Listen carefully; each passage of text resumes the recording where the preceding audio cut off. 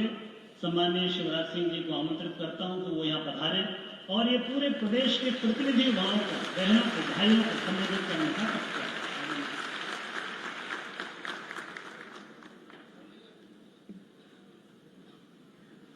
गुरुर्ब्रह्मा गुरुर्विष्णु गुरुर्देवो महेश्वरा गुरु साक्षात परब्रह्म तस्मै श्री गुरुवे नमः।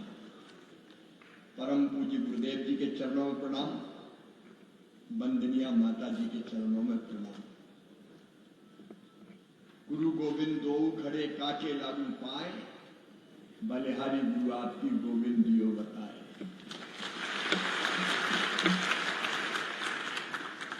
जो कुछ है उन्हीं की कृपा से। हमारे परम आदरणीय श्री योगेंद्र गिरी जी, परम आदरणीय केदार प्रसाद दुबे जी, परम आदरणीय जगदीश कुलमी जी, आदरणीय श्री राजेश पटेल जी, आदरणीय श्री विवेक चौधरी जी, आदरणीय रामकृष्ण कुसमारिया जी, आशीष सिंह जी, यहां उपस्थित मेरी सभी बहनों, भाइयों और भांजे भांजियों, मामाओं,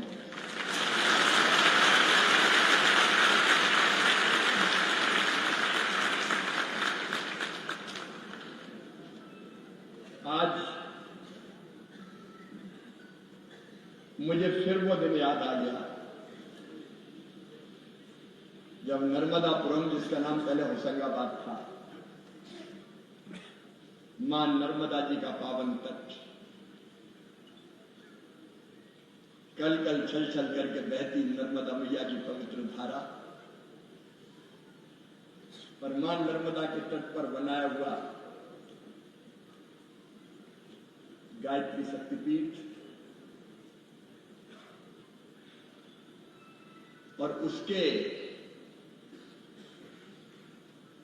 लोकार्पण के लिए, प्रारंभ के लिए पधारे परम पूज्य गुरुदेव। मुझे एक बात और मैं कह दूं कि मैं यहाँ कोई अतिथि के रूप में नहीं आया। अतिथि कह के दूर मत करो, कोई मंत्री के रूप में भी नहीं आया। मैं आया हूं परम पूज्य गुरुदेव के और वंदनीय माता जी के शिष्य के रूप में, आपके गुरु भाई के रूप में।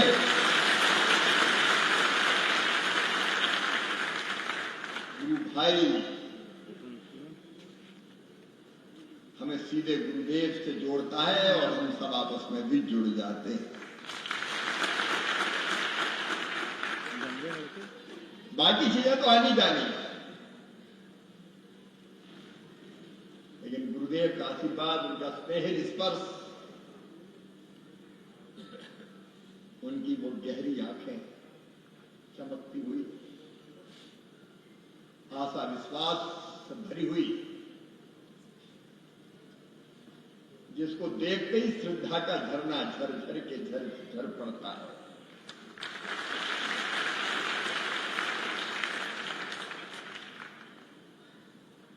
सूर्यदेव निकले नहीं थे, पक्षियों की चहचहाट सुनाई दे रही थी, पूरब की तरफ गगन में लालिमा थी, गुरुदेव का चेहरा एक अलग तेज से दमक रहा था। मैं अपनी बारी का इंतजार कर रहा था, पंक्तिबद्ध थे सब लोग, लाइन लगी थी, और जैसे ही गुरुदेव के निकट पहुंचते थे, उनकी उंगली, उसमें लगा हुआ चंदन, धीरे से उंगली उठती थी। मेरी बारी भी आई। जैसे ही गुरुदेव की उंगली उठी, मैं रोमांचित हो गया।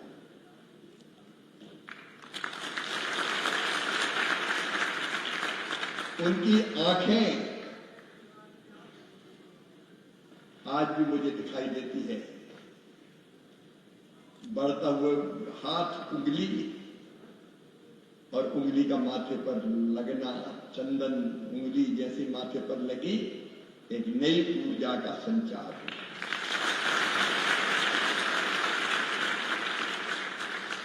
और एक नई प्रेरणा मिली। उस समय तो मैं छोटा था, पढ़ता था,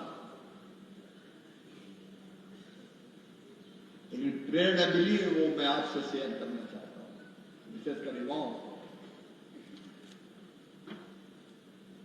क्यों है मानव जीवन? काय के लिए मानव जीवन? क्या ये केवल मौज मस्ती के लिए है? क्या ये केवल पेट भरने के लिए है? क्या ये केवल यूं ही गुजार देने के लिए है? उत्तर एक ही आता नहीं। ये जीवन है कुछ कर गुजरने के लिए। जीवन के अर्थ है, और विशेषकर युवाओं से मैं कहना चाहता हूं, बेटे बेटियों, अभी तो तुम्हारे जीवन का प्रारंभ है।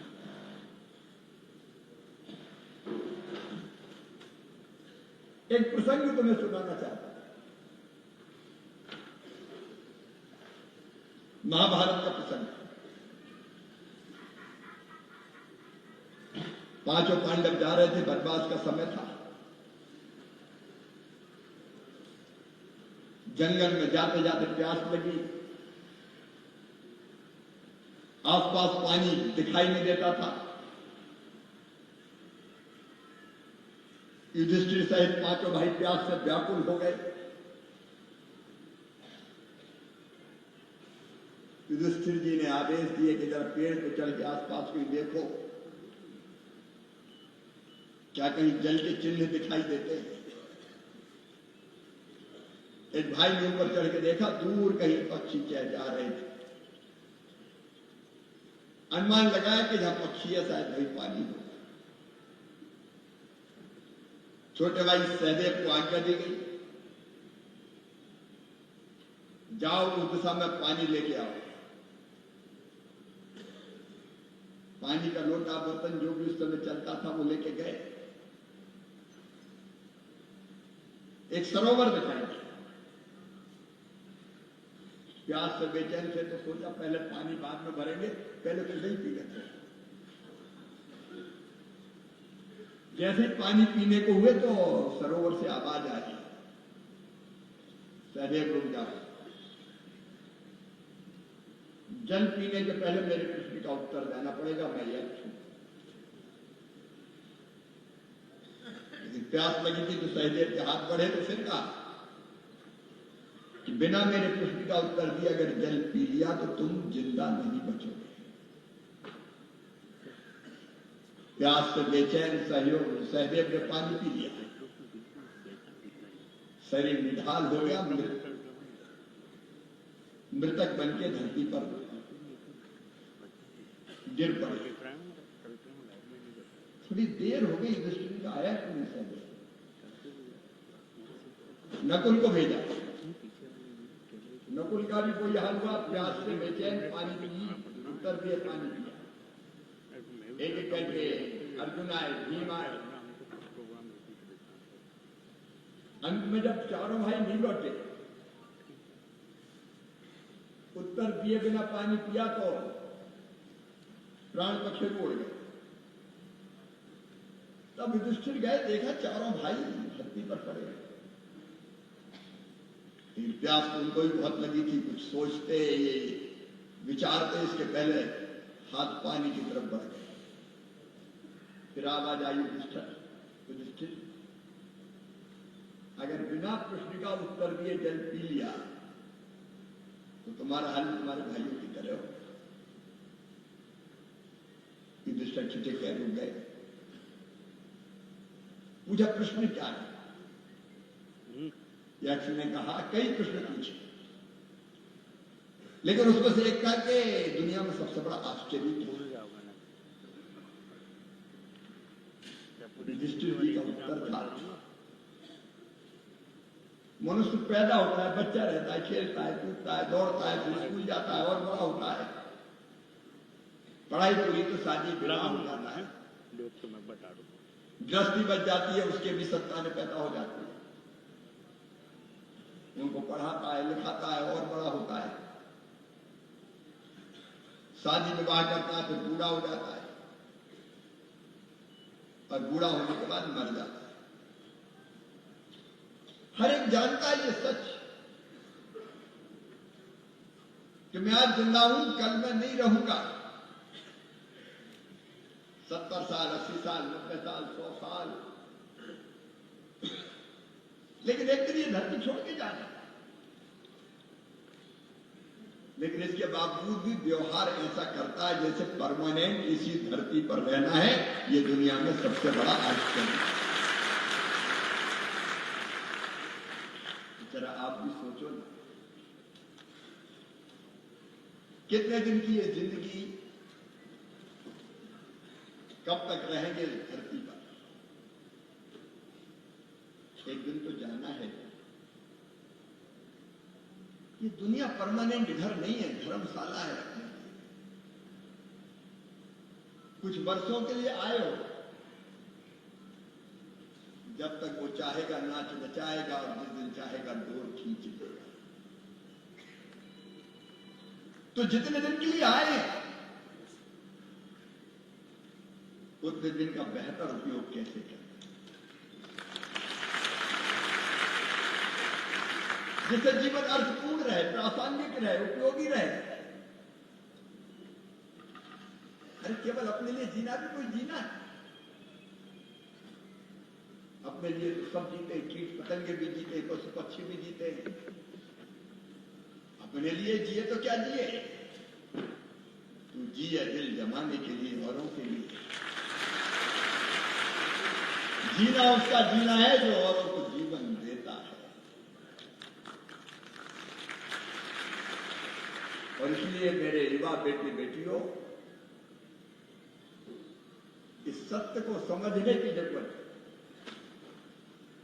उद्देश्यपूर्ण जीवन, ऐसा जीवन जिसकी सुगंध जो सैकड़ों साल हम रहें न रहें, दुनिया में रहे। और ये होता है संस्कारों से। संस्कारों से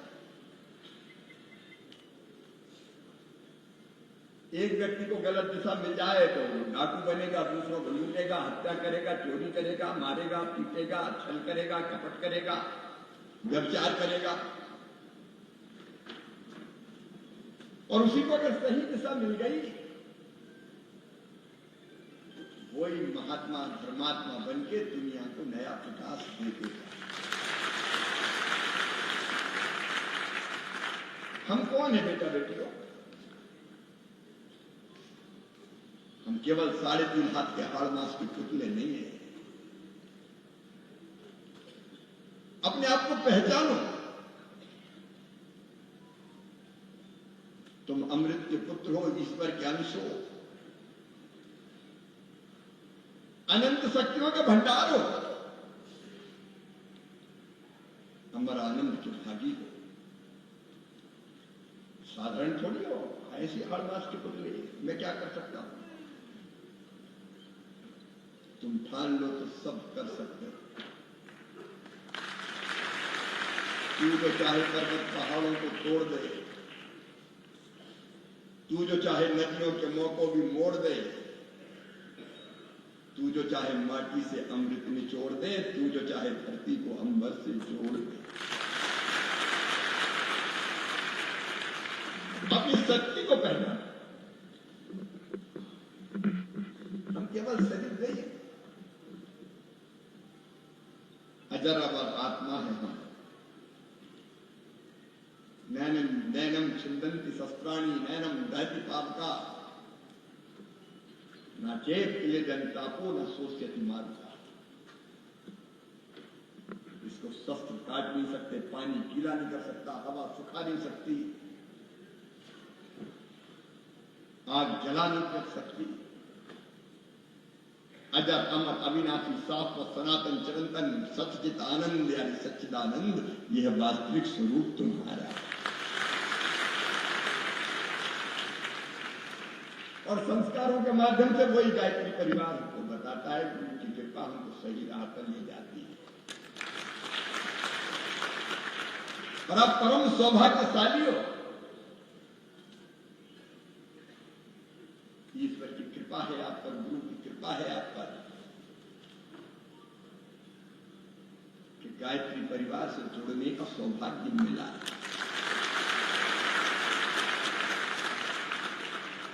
अब इस जीवन को उपयोगी बने,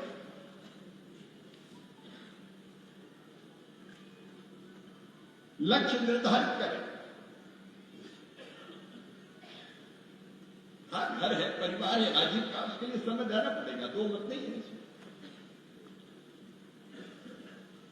लेकिन उससे समय निकालना पड़ेगा, निकाला जा सकता है। यहां तो ऐसी विभूतियां हैं जो पूर्णकालिक पूरे समय दे,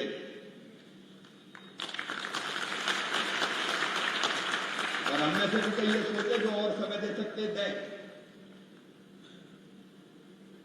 और जब वानप्रस्थ में प्रवेश करें तब तो दे ही देना चाहिए। लेकिन युवा भी प्लानिंग करें, अलग अलग तरह के अभियान, बंदनी माता जी की शताब्दी का वर्ष, अनेकों कार्यक्रमों की रचना, उनमें से जो काम हमें मिले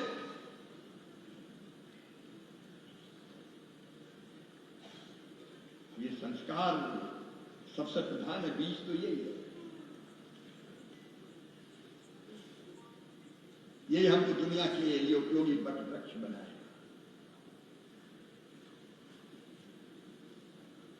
और वो शब्द आदमी कानों में गूंजते, हम सुधरेंगे युग सुधरेगा, याद रखना।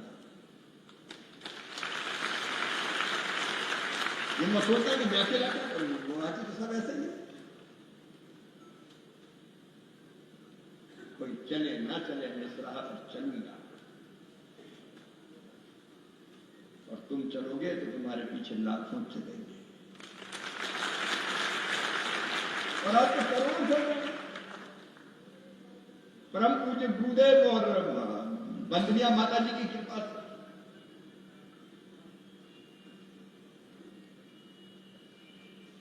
कितने काम हमारे पास।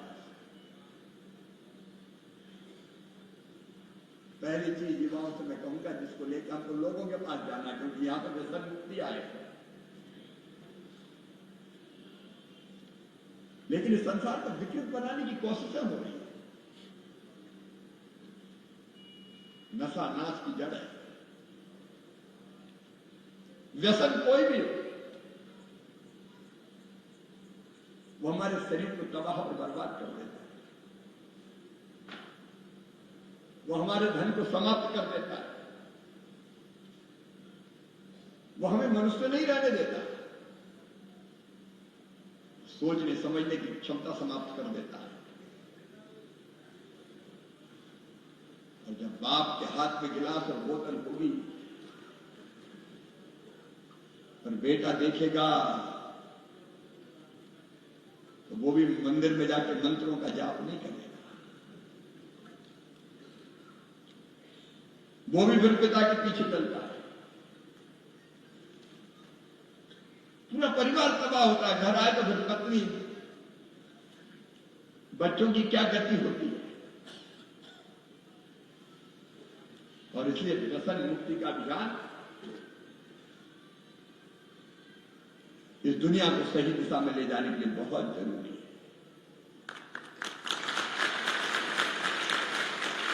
सरकार की अपनी भूमिका है, लेकिन समाज को काम करना पड़ेगा। और मैं सब युवाओं से ये अपील करता हूं कि हम तो करें ही ना, मुझे यहां तो बैठा कोई नहीं करता, मेरा पूरा विश्वास है,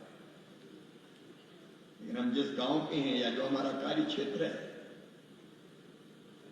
उसमें हम व्यसन मुक्ति का अभियान चलाएं।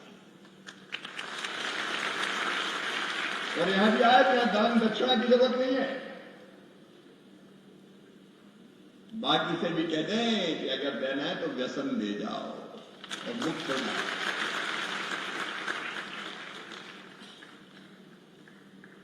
अभी हमने वृक्षारोपण किया। शायद गुरुदेव, परम पूज्य गुरुदेव और वंदनीय माता जी की ही कृपा है कि मुझे मेरे मन में यह विचार प्रकट हुआ कि भाषण मध्य कुछ कर, इसलिए रोज पेड़ लगा। केवल कहने से थोड़ी होता, पेड़ लगाओ, खुद ही लगा। तो मैं रोज पेड़ लगाता हूं, कई साल हो गए। और अब तो एक नहीं, जहां जाते लोगों को पता ये पेड़ लगाता तो पेड़ तैयार रखते हैं। तो कई पेड़ लग जाते हैं। जिनका जन्मदिन होता है वो लगाने आ जाते हैं, जिनकी मैरिज एनिवर्सरी होती, शादी की वर्षगांठ, वो लगाने आ जाते हैं। कोई बच्चे को लेके आता है कि मामा जी इसका जन्मदिन है, आज ये भी पेड़ लगाए। जन्मदिन मनाने का इससे सुंदर तरीका क्या हो सकता है? मैं तो आह्वान करता हूं, रोज नहीं तो जन्मदिन पे लगाओ, शादी की वर्षगांठ पर लगाओ, बच्चों के जन्मदिन पे लगाओ, माता पिताजी अगर नहीं है तो उनकी पुण्य स्मृति में लगाओ। इससे बेहतर स्मरण हो नहीं सकता। प्रधानमंत्री जी ने भी अभियान चलाया, एक पेड़ मां के नाम। मैं तो कहता हूं रोज पेड़ मां के नाम।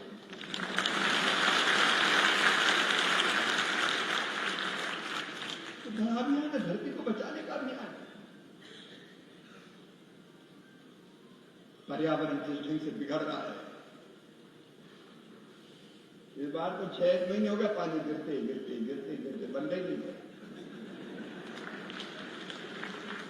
फिर कोई आ गया मोथा, साइक्लोन, वो जरा और गिरेगा। सोयाबीन सड़ गया, धान खेतों में आड़ी पड़ गई, कई फसलें बर्बाद हो गई। अतिवृष्टि, असमय वृष्टि। अच्छा, कभी गिरता तो ऐसा गिरता है धुआंधार कि पानी पानी हो जाता है। ये सब पर्यावरण बिगड़ने के कारण हो रहा है। हमको अगर दुनिया बचानी तो पर्यावरण सुधारना होगा, और पर्यावरण ठीक रखने का एक बहुत प्रमुख तरीका है वृक्षारोपण। वृक्ष गंगा अभियान एक ही चेतना, सब में है मेरे बेटे बेटियों। मनुष्य मात्र में है, इसलिए हम कहते हैं सिया राम में सब ज्ञानी। वो मुझ में, आप में है, वो केवल मनुष्य में नहीं है, पशुओं पक्षियों में भी कोई है। गाय हमारी माता है। हमारे यहां तो चिड़िया को भी भोजन निकालते हैं, कुत्ते को भी भोजन निकालते हैं, गो ग्रास, क्योंकि हम उनमें भी वही चेतना देखते हैं। कीट पतंगों में भी वही चेतना, और पेड़ पौधों में भी वही चेतना है। नदियों, पर्वत, पहाड़ों में, ग्रह, नक्षत्र, तारों में, आकाश गंगाओं में एक ही चेतना, उसी चेतना के हम अंग हैं। तो मैं और तुम अलग कहां हुए? हम एक हैं। वो हम में है, वो तुम में है, तो मैं और तुम अलग कहां हैं? वो सब में है।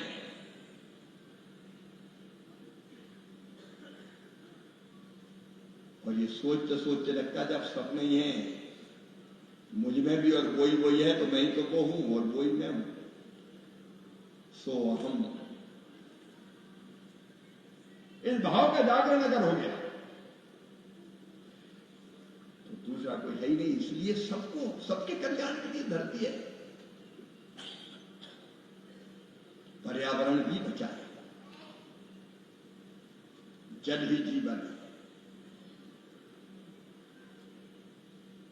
पानी बचा के रखना जरूरी है। कि जल, नदियां कैसे शुद्ध और पवित्र रहे, जल धारा कैसे बहती रहे, मनुष्य के अलावा भी बाकी को जीवन देती रहे। धरती से इतना पानी ना उलीच ले कि धरती का पानी पाताल में चला जाए फिर मिलेगी। नदियों का पुनर्जीवन, जल संरचना, इनका अपना महत्व है। उससे आज मैं निवेदन कर रहा हूं कि अपने जीवन को धन्य बनाने के काम यही है। एक है सबसे बड़ा धर्म, वो है सेवा। अब मैं कृषि मंत्री हूं तो एक ही चीज मुझे ध्यान रहती है, किसानों की सेवा मेरे लिए भगवान की पूजा है।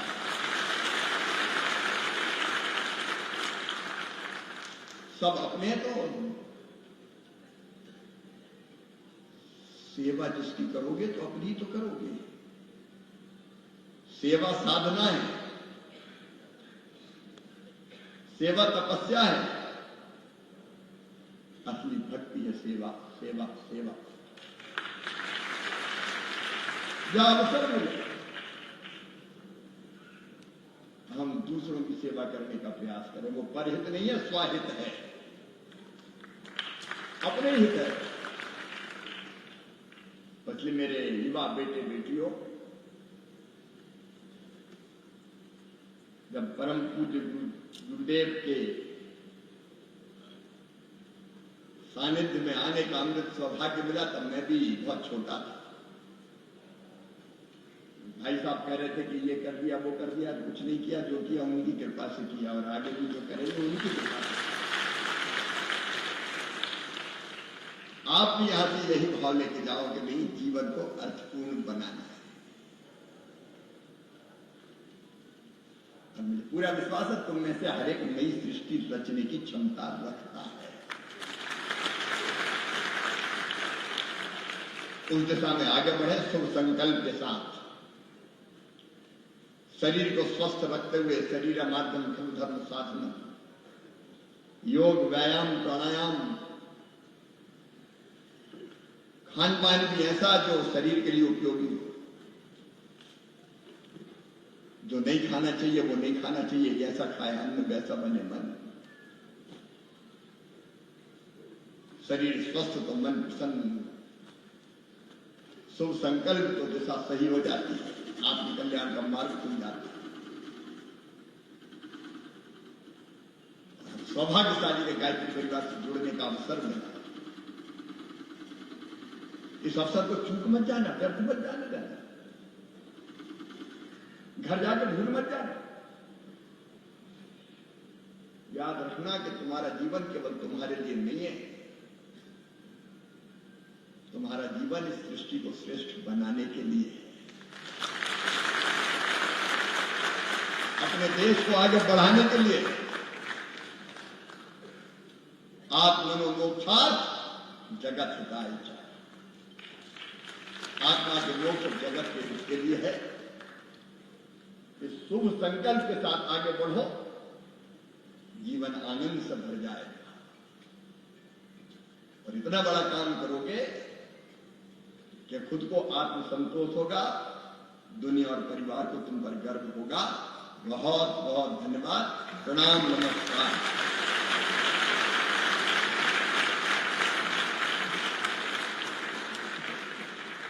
हम सभी की ओर से आपके इस शुभ संदेश के लिए, आपकी शुभकामनाओं के लिए, और जो ये भावना है प्रत्येक गायत्री